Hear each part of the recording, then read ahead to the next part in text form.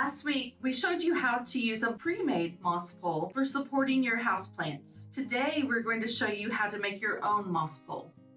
And you can see if you were to transplant this plant just by putting it into a new container and repotting it, you can see how floppy and unstable that new growth is. It wouldn't mature going vertically. It's going to fall down. It's going to fall over on itself.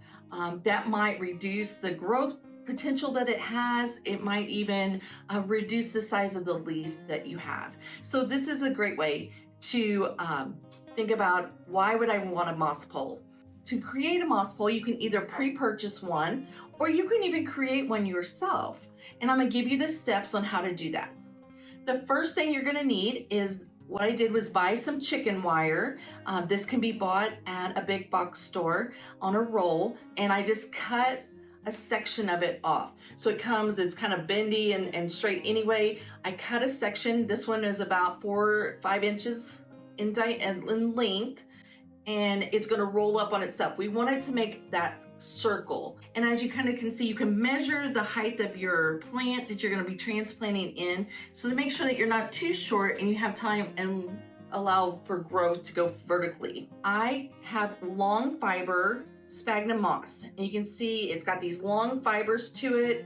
I soaked this for this overnight. That gave time for it all to absorb all that water, and that way I don't have to worry about having a dry pocket in between there. So I'm gonna insert the moss starting here at the end inside this pole.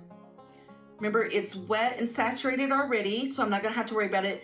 But what you want to do is take this moss and continue up your pole. You're going to go up the length of what you want to be vertical. So now I'm going to turn it. I'm going to turn this one a little bit towards you. I'm going to go ahead and bring it back on itself and close it up.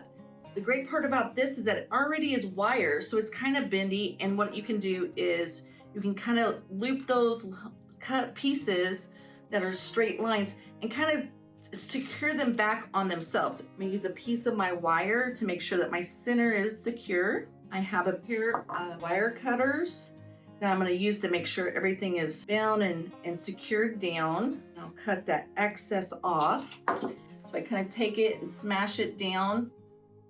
Be careful not to poke yourself. And if you take your hands and kind of sculpt it, kind of can see that it's going to be a nice pole. You want a vertical element for your plant to grow up on.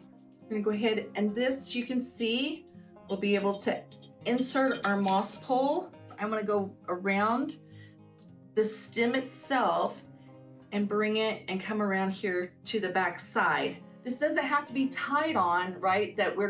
It's not for it to be secured really tightly. We're just wanting to kind of model that vertical growth going around it, and it's just to give it some structure. This one has wire base to it, right? We have those holes in that chicken wire, so I can secure it around right here, just around the side of it, and just kind of tuck it in. It's secured on there. So this will be one that you could actually pour water at the top of it. So you could take your cup of water and pour it to go ahead and water down into that moss. So you see here this way, pour it down, and it'll go ahead and saturate and continue to fill all the way down.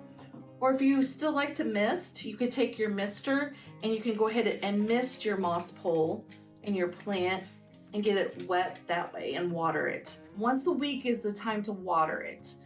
More than that, they become very susceptible, and you'll start to see yellowing. They're gonna not thrive. You're gonna see dropping of leaves. They're gonna start discolored. They also want indirect light. So they're a great plant to have in your living area, around your desk, or in your office area.